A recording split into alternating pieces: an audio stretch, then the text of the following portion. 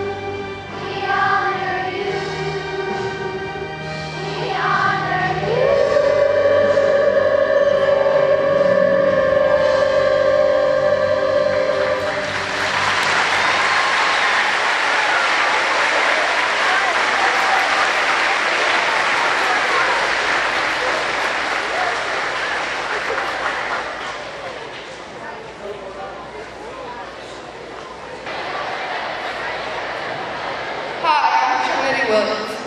On July 29, 1982, my grandparents, Jean and Joy Stevens, gave birth to Trevor Stevens. Little did they know that he would grow up to become a hero to the American people. My Uncle Trevor enlisted in the United States Marine Corps in 2001, just a few days after he graduated from Howe High School. He was stationed at Marine Corps Air Station Miramar in San Diego, California. He was a CH-53 helicopter crew chief door gunner. He was deployed to Iraq in 2003. He was also deployed in 2004 to 2005 to Marine Expeditionary Unit out of Okinawa, Japan. He then finished out his deployment back in Iraq in 2005. He mustered out in 2006, where he immediately served as a police officer in the Sherman Police Department for 13 years. I am honored to introduce him today. Please welcome my uncle, Trevor Stevens.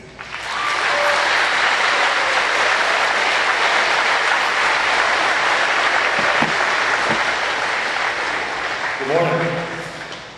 I hate to be the bearer of bad news, but I'm not going to have as good of a voice as the lovely choir, the young lady that's sing the Star Spangled Banner. And I'm not a very good public speaker, so you're just going to have to bear with me. Like I said, good morning. I want to thank Trinity for the lovely introduction, as well as the students and the staff for putting on this program every year. And I want to thank all the veterans, past, present, and the future that serve our country, so we can all assemble here today. So I've thought long and hard as far as what I wanted to talk about. And truthfully, most that know me, I don't really talk about the military very much in my service. So if I get a little bit emotional, I apologize. I'm gonna start with this. 20 years ago today, or not today, but 20 years ago, 2001, I literally stood probably about right here. I graduated from Howe High School. I remember my recruiter at the time, I'd already joined the Marine Corps between my junior and senior year. Sergeant Anderson sit up there in that corner. I could hear him yelling hoorah and all this other Marine Corps stuff as I stood up here getting ready to get my diploma. Cut out a little bit. So I graduated, and then 4 days later I left for Marine Corps boot camp. Over the years, people have questioned why I joined the Marine Corps. I have a lot of family members that were in the service, Army, Navy, Air Force. No Marines that I know of, unless it goes, way back, way back from my descendants somewhere. So nobody really has ever gotten the true answer of why I chose the Marine Corps. It just so happens that there's two men sitting right here to my right, next to my wife, that played a very important role in that. My dad and Coach Simmons. So my dad is a graduate of Howe High School. He graduated in 1964 from Howe. As most people know, the Vietnam War was already started, and the draft was real. As most of the young guys were getting drafted at the time. So my dad and his buddy, they had the idea that they were going to join the Navy. Kind of control their destiny if they're going to have to go overseas to support the war. So kind of long story short, my dad tells this story some. They had him pick, 4 jobs, as he got out of Navy boot camp. He picked like his first 3, stuff not really combat related. And then they're like, put down hospital corpsman as his 4th choice. So he's like, okay, he's supposed to get his first or second job. Of course, exactly what do you think they do? He graduates, he becomes a hospital corpsman. They attach him right to a Marine unit, and he goes right to combat in the zones of Vietnam. So his plan didn't necessarily work how he thought it would. So my whole life growing up, my dad was not much on telling war stories, but he always told stories that had some kind of life meaning, some kind of life lesson behind it. And obviously the military is a big part of discipline and stuff like that. So my dad would tell, it usually involved something to do with integrity, or being the best you can be, being a good person, and stuff like that. Even though he was in the Navy, he was attached to a Marine unit his whole career. So most of his military stories talked about the Marine Corps and the Marines. And then the next man, like I said, Coach Simmons. I started, I think, kindergarten in 1988 here. I was one of the, second, third class maybe. I think second class. Coach Simmons coached all the way up till he coached my kiddos that are here today until he retired. It was from the get-go. Coach Simmons, and anybody that knows him knows how he carries himself. He's a Marine. He made it very clear, even when we were kindergartners, that he was a Marine, and that's how his character and how he displayed himself. Just going to PE and going to lunch. He was marching us to cadence and having us sit. Everything that as kids we didn't quite understand, but as I got older and I started to put it all together, I realized just how much the Marine Corps had influenced him in a positive way. And he was doing the same to all those kiddos.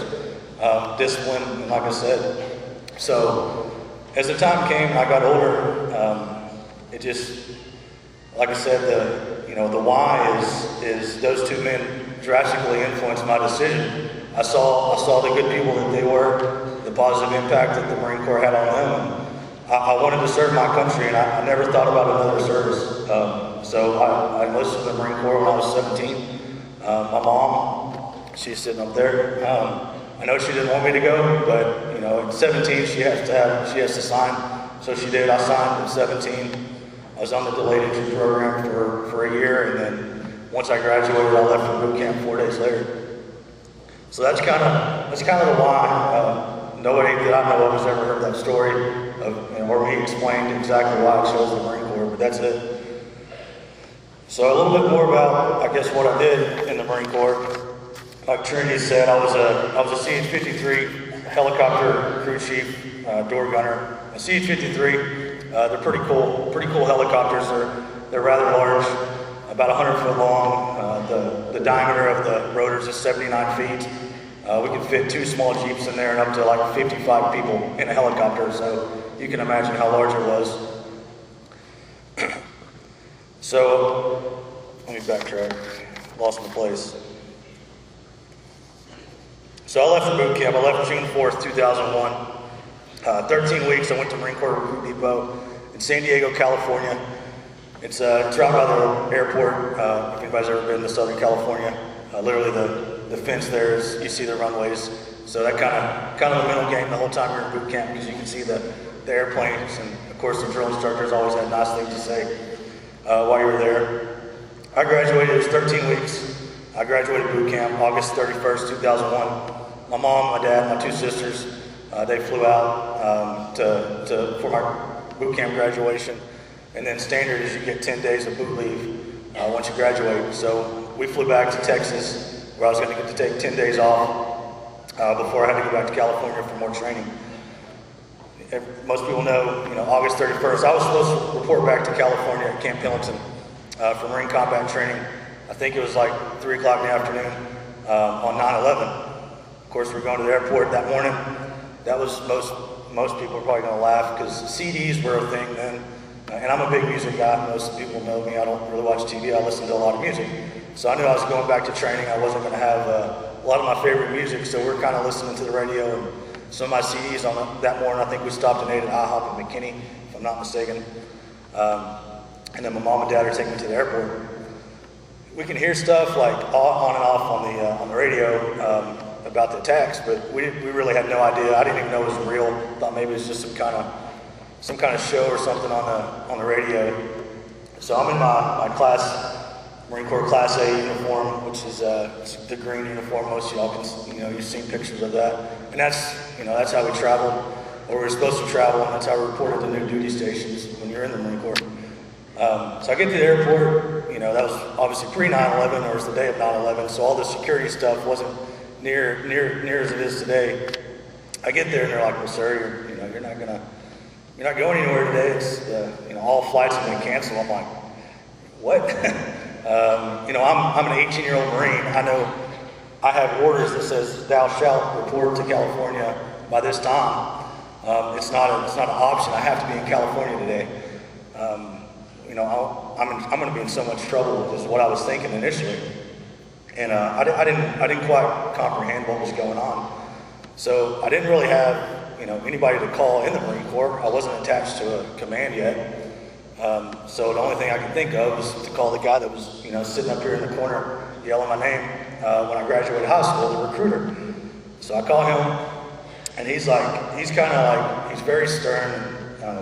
If you knew the guy, he's a retired sergeant major out of the Marine Corps now. He's just very, very direct, and he was like, yelling like, get out of the airport, get your uniform, like take it off. I don't care if you're stripped down to nothing. Get out of it right now. And I'm like, oh my gosh, what's going on? He's like, there's been a terrorist attack, and we don't know the magnitude of the threat. And you're a service member now, and obviously people can see who you are. They're attacking airports. Dallas is obviously a large airport, so you and your family need to leave. So I'm like, oh no, like this is real. Kind of my first. I just got out of boot camp, so, my life as a Marine was just beginning. I had no idea, you think about war, you think about stuff like that, but, until you actually face it, the reality finally started setting in. I'm like, here we are, I'm part of this, if we're going to war, then, if we're being attacked, then the natural response is for us to attack back, right? So war. And, it started getting a little scared. I mean, that's just the truth. So I got to Marine combat training. That's for non-infantry Marines. It's like a 17-day. You live out in the tent. Go through the hills. You do eat living off the land. All that stuff that Marines do. The infantry actually goes through a longer training, and that's like their main school. Because that's what they're going to be doing in their career as in the Marine Corps. So for us that weren't infantry, I went through that, and then once I graduated from the Marine combat training, I got sent to Pensacola, Florida for 6 weeks for water survival school, which was fun if you like to swim. A lot of tread water, swimming a mile. I think we had to tread water for 5 minutes in our flight gear, all that fun stuff. Get dropped down in the ocean. Survive for like 3 or 4 hours, and then they pick us up in a helicopter and bring us back to base. All simulating, being an air crew. I'm going to be on an aircraft if I was to crash in water or something like that. How to survive. So I graduated that, and that's when they sent me to Jacksonville, North Carolina, Marine Corps Air Station New River, where I went through mechanic school and then flight school. So part of my job as a crew chief, I did maintenance, so I went through all the maintenance schools. So I did, routine maintenance, changing engines, rotor blades, flight controls, all that stuff. When I was not flying, my job as a crew chief was, unloading and loading passengers and cargo. And then in combat, we had 2 50 cal machine guns, one in each window, and then we had one on the ramp. It was called the tail gun.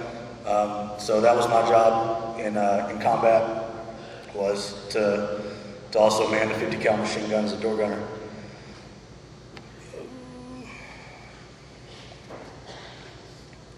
If I keep repeating myself, just somebody tell me that I already said that.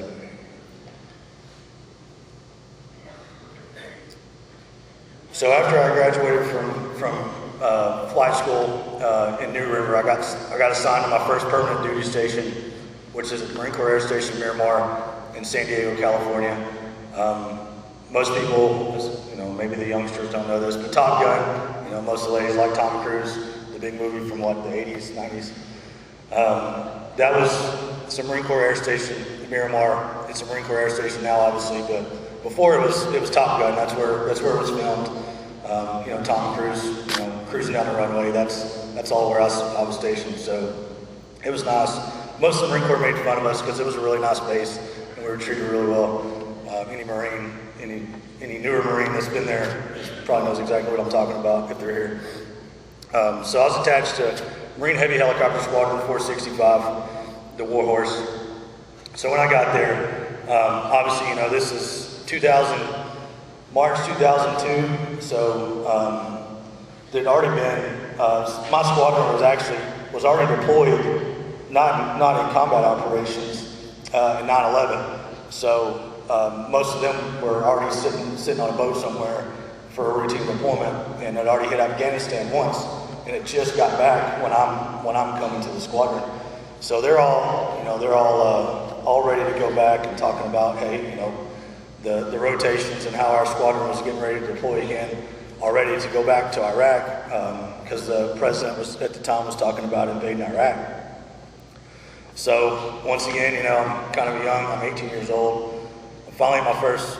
I'm 19 by then, actually. I'm at my first, duty station. I'm out of all the schools, and here we are. We're talking about war again. So I knew it was coming. So in January, we left January 17, 2003. My mom and dad once again flew out to see me off. I got to go via the USS Boxer, which is it's not an aircraft carrier, which is huge. I mean, this is a big boat, but it carries helicopters and Harriers, if anybody's familiar with any military aircraft. So I got on the USS Boxer January 17, 2003. We headed straight to the Persian Gulf. I think it was like 39 days nonstop. We didn't get to stop on the way over because obviously we were headed for something specific and the meeting deadlines. I sat in the Persian Gulf for about a month. We offloaded a bunch of Marines into Kuwait. And then I was there, flew my first mission in Iraq in '03. We were there till mid-July, early July, trying to get my time on back, because it takes a long time to come back. And the cool thing, once we left Iraq, is on the boat, is we actually got to have a little bit of fun. So they ported us in Townsville, Australia, and Sydney, Australia, for 4 days each. And then coming back to California, we stopped off in Oahu, Hawaii.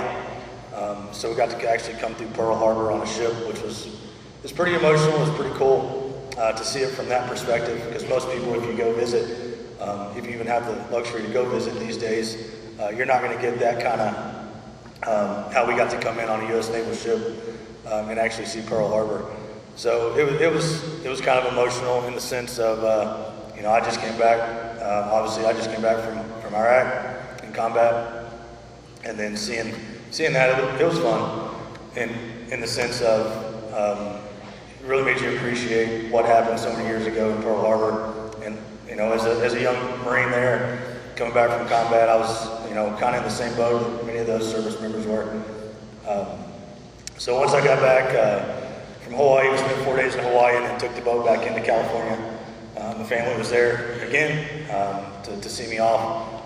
That's one thing I haven't said enough, and I know this isn't about me specifically or about my family, but I think the veterans get a lot of appreciation, and I agree with it. I personally, I'm no hero.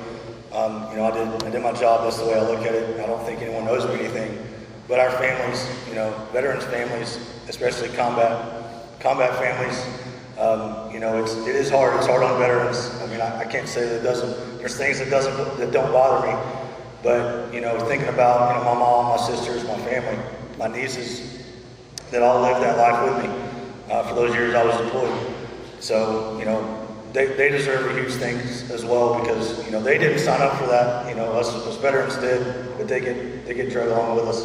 So to all the families, I appreciate it. My family, I appreciate all the time and everything you've supported me. So moving on, where was that? We got off the boat in California. So I got to come home, or got to come to California for a few days, and then the way the Marine Corps works, like the Army usually does like year deployments. I think the Air Force is the same. Some of you veterans that are in those branches, you can correct me if I'm wrong. The Marine Corps usually is like 6-month deployments, and they're out.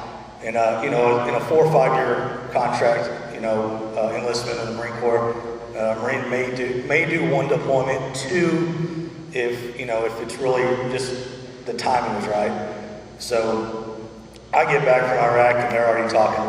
We're ready to rotate back in the next few months, and it's like, really, like it's going to be one of those enlistments, huh? Because my plan from the get-go when I joined was I was going to be a 20-year Marine. I was going to retire as a Marine. That's what I wanted to do. So I get back, and Weapons and Tactics Instructor School, it's in Yuma, Arizona. So our pilots, Marine aviators, the pilots, all platforms, helicopters, and F-18s is what the Marines have as far as fighter jets. They all go through this school in Yuma. It's like Top Gun. It's the Top Gun. It's the Marine Corps Top Gun, where they learn a lot of tactics and all this other stuff. Well, us crew chiefs in the back, we get to go along with them. So, because the pilots need the crew chiefs. So we learn, 50 cal machine gun. We learn aerial gunnery. I became an instructor for that. That's what the whole school is revolved around. So I got home. I didn't really get to come home very long to Texas. I got sent to Weapons and Tactics Instructor School in Yuma, Arizona for like 6 weeks. And then as soon as I get back, it's almost Christmas, and the squadron decides that we're going to go to Okinawa, Japan for the next 8 months. So I got to jump on an airplane and go to Okinawa about 10 days before Christmas in '03. So once we got to Okinawa, typically once a squadron goes to Okinawa, it's called the Unit Deployment Program, UDP. We would split. Half the squadron would stay there on the island of Okinawa, and the other half would go on the 31st Marine Expeditionary Unit on a boat, just to do some training. It was all training exercises. Well, since Iraq was going, we split into thirds. a third stayed on Okinawa, the third went back to Iraq, and the third got to go on the 31st Marine Expeditionary Unit. I got lucky, I got to go on the boat. So we went aboard the USS Essex, did a bunch of training in Thailand, South Korea, the Republic of Korea Marines. Pretty cool guys. They think Marines, they think U.S. Marines have to do some horrible stuff to become Marines, but it was kind of funny their perception, and they're really highly trained individuals, and they're forced in the military. All men between like 18 and 22, I think, have to serve in the military in South Korea. So we got to hit some pretty cool places. This is when I actually kind of got to enjoy the Marine Corps a little bit more than having to go to Iraq, see some other countries. Once I got done with that, came back home. I think it was like August or September of 04 is when we flew back. The Air Force brought us back on a big C-5, which is a huge airplane. I got to land in Alaska, spend the day there. That was really cool. If you ever get to go to Alaska, one of my favorite places ever. Come back home, was home for a few months, and then here we go again, right back to Iraq in February of 05. So I went back to Iraq in 05, got at Al Asad Air Base. It was a little bit better than living in a tent like I did in 03. So I spent like 7 months there in Iraq in 05, and then come back home. And then, I said I wanted to be a 20-year Marine. Now I'm starting to think, I'm like, my enlistment's coming up. I've done 3 deployments. I've been deployed most of my career already in some form or fashion, whether it was some kind of training or overseas. So I decided, you know what, I think I've used about 15 of my 9 lives. So I'm going to go ahead and get out of the Marine Corps and then come back to Texas. So that's what I did. I ended my service. I came home around April 2006, and I was actually discharged in June 2006 because I had some leave built up. So I got to come home a little bit early. Immediately began a career. I knew some, if you look at your police forces, most are military. It's just they kind of go hand in hand. Like I said, my goal was to be a career Marine, 20 years. So when with all the places I had to go and I had to make my decisions, I was like, well, what am I going to do in my life now? I'm 23 years old. All I have was the Marine Corps. I haven't been to college or anything because I've been in Iraq most of the time. So yeah, why not become a cop? So that's what I did. I knew some Sherman police officers, so I went there, got hired on. I worked there until 2019, when my wife and I decided that it was time for me to do something a little bit different. Have a little bit more family time and a little bit more stress-free life. So I hung it up and retired from Sherman PD at 19. Now I'm self-employed, kind of living the life. So that's kind of my motivation for what I did and why I joined the Marine Corps, and a little bit about, I guess, my story and what I did. I think a lot of people that know me know the basics, but like I said, this is probably the most detail I've ever given anybody about my service, besides my immediate family and my wife. So, I look out and I see hats, veterans, Marine veteran, Marines there, Vietnam veteran, Navy. So it kind of brought me, like I said, when I was thinking about what to tell you guys about, because, there's so many different people and so many different ages in here. There's a whole list of how I could have taken this, I guess this, speech or whatever. We were in Houston this past weekend at my kids do jiu-jitsu, competitive jiu-jitsu, so we're down there for a competition. And we went to this little pizza place, bowling alley, the night before for the competition team to have a little team building. As we were leaving, the only thing my wife knows this, I didn't tell her, but as we were leaving, I see this older gentleman, probably 75, says Marine Corps veteran. I said, Semper Fi, he's like Semper Fi Marine.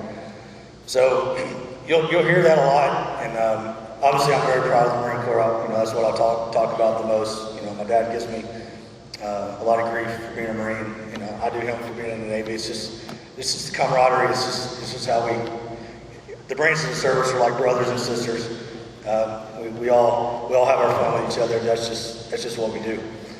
But Semper Fi, Semper Fidelis. Some of you may not know what it means. Some of you may. So I kind of wanted to give you a little history, because you'll see the Marine Corps, especially Marines, they use that term a lot. So if you hear it, you'll understand exactly what it means and where it's coming from. So Semper Fidelis is also Semper Fi. They'll say it for short, Marines will say it for short. It's Latin, it means always faithful.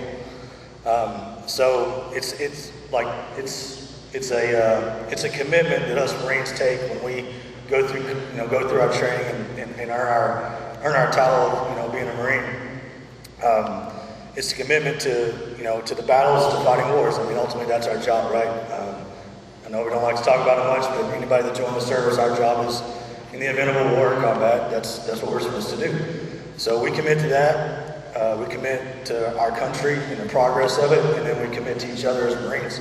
So no matter where I go, no matter if I don't know the person, never met them in my life, but if they're a Marine, and in some way, somehow, whether it's a hat or a shirt or just by conversation, we know that we're both Marines. There is an eternal bond that, I can't really explain it unless you are one. The Marines in here understand that.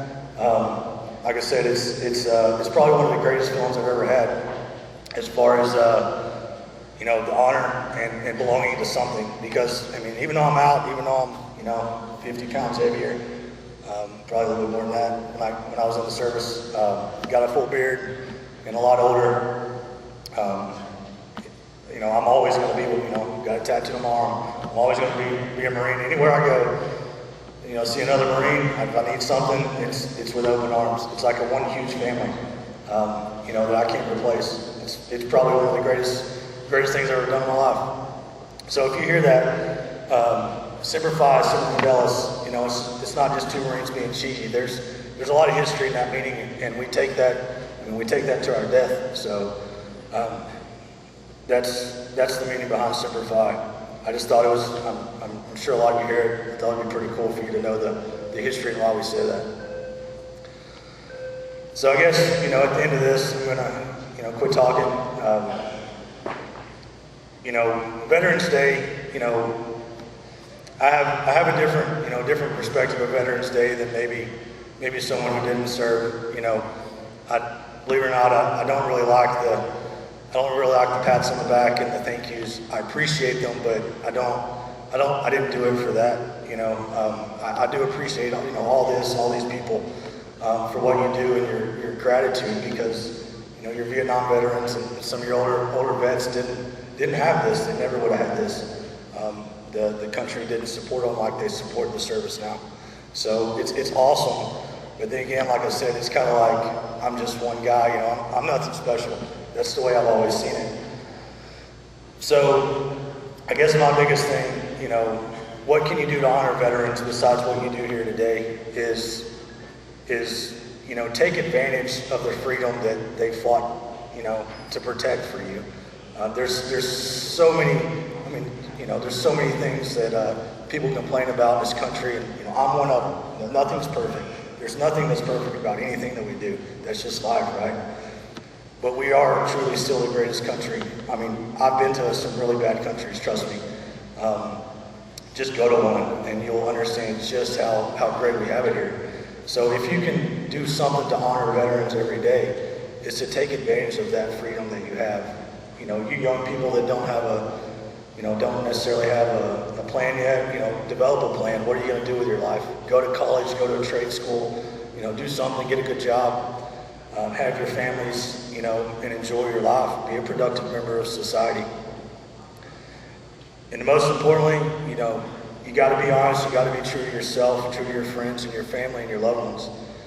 Treat everyone with respect, and you can always utilize the Marine Corps motto of Semper Fidelis. I've told you what it means and why we take it so seriously. And most Marines you meet, you'll understand why we are the way we are when you kind of understand how we were, some say brainwashed, but how we were kind of brought up to view life and to understand the value of loyalty and to commitment. So I guess that's it. Good luck, Godspeed, and Semper Fi. Thanks everybody for the opportunity for speaking here today.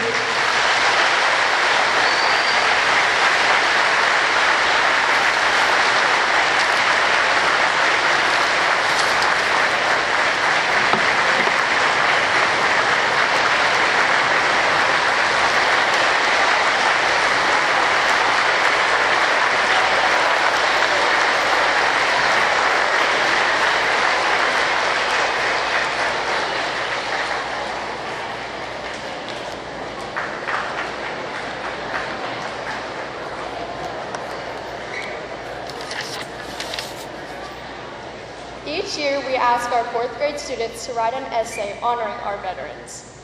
The students first study Veterans Day, and then they put their thoughts into writing about the importance of veterans to our country. 2 students are chosen every year to present their essay. It is my pleasure to introduce these students to you.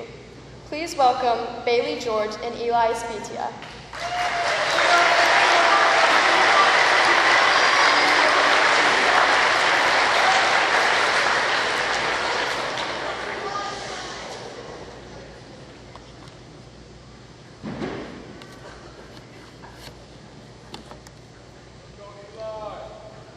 Veterans are good people. They fight for our freedom. Some make it back from battle and some don't. But that doesn't change the fact that they risk their lives in every fight and every challenge. They should always be remembered for fighting for our country. They work hard to protect us, and I want to thank all of the people who have fought and died for us. They are good people, and I believe that God is watching over each and every one of them. I believe that it is important that veterans have their own holiday because they fight for us and they put their lives on the line for us. And they leave their families behind to fight for us and protect us. That takes a real man to do that, and it also takes a real woman to do that. Thank you, veterans.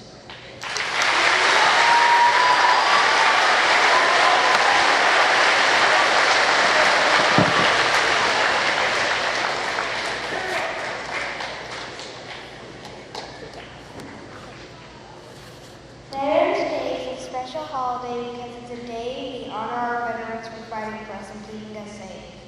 If we didn't have a Veterans Day, the veterans might not feel important enough to actually do the job. So we have to celebrate and hopefully give them the courage to save our homes, apartments, buildings, and country. Veterans have to give up their time with their families to fight for us. We get to do whatever we want while they have to spend all night and day saving our community. Our entire military is always here for us, so we always have to be here for them. So we should have a holiday in the name of those who served our nation proudly.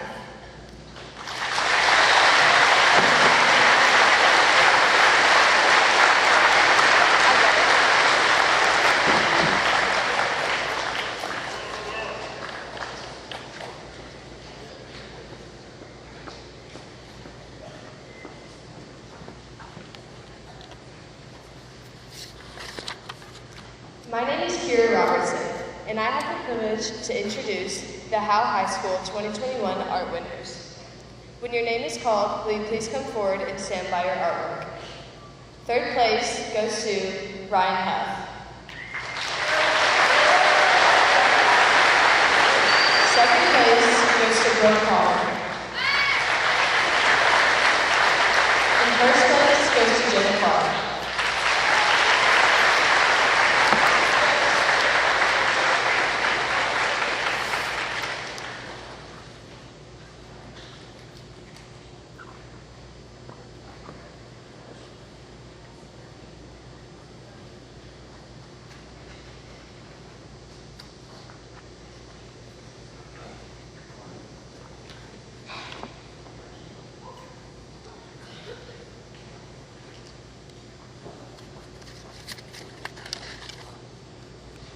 We will now play Armed Forces, Pride of America. We ask veterans to please stand when their song is played.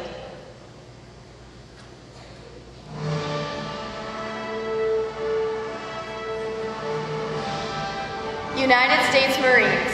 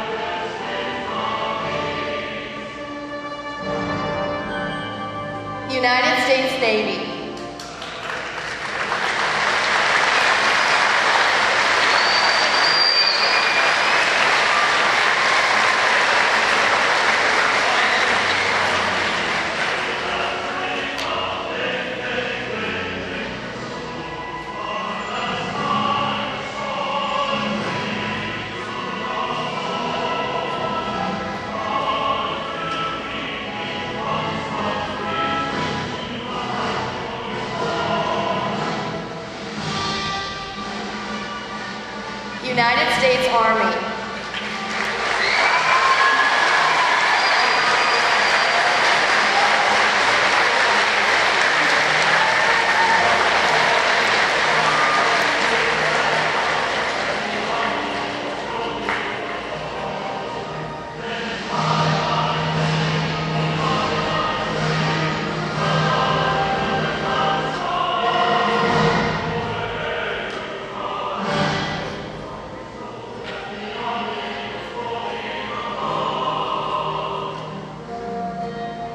United States Coast Guard.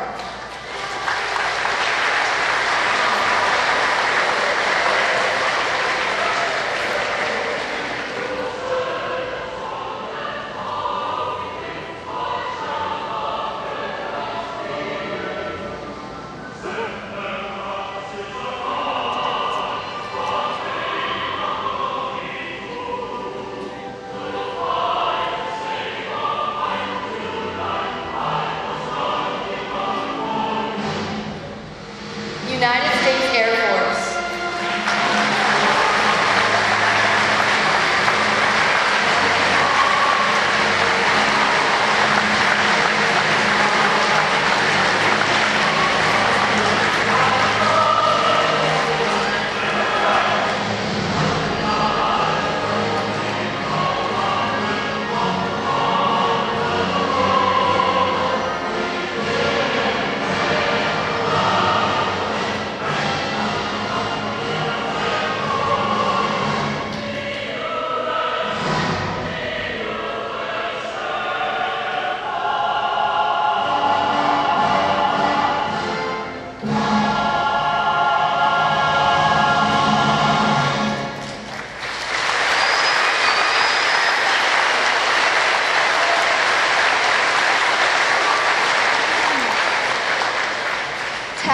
Recognized in 1874 by the U.S. Army. Although it has no official lyrics, the following verse by an unknown author is often used. Fading light dims the sight, and a star gems the sky, gleaming bright. From afar drawing nigh falls the night. Day is done, gone the sun, from the lake, from the hills, from the sky. All is well, safely rest, God is nigh. Then, good night, peaceful night, till the light of the dawn shineth bright. God is near, do not fear, friend, good night. In a fitting final tribute, taps will be played by Cameron York to those we remember this day.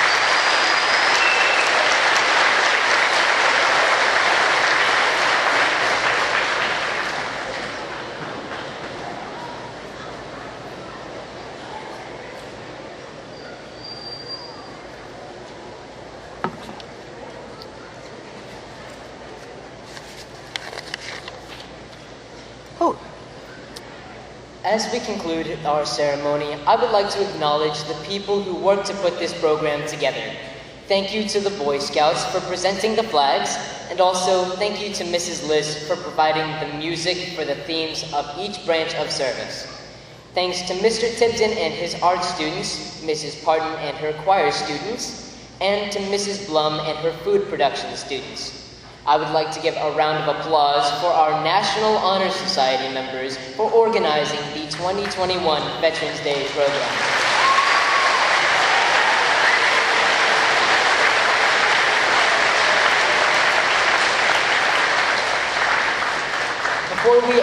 Before we officially end our program, I have a quick announcement.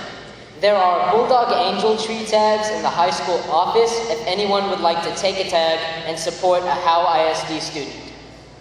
I would like to remind all veterans and their guests that we will have lunch provided by Mrs. Blum and her food production class in your honor in the cafeteria directly after the program. Let us stand and give one more round of applause for those veterans that are here today and those who gave so much to enjoy the freedoms we now have.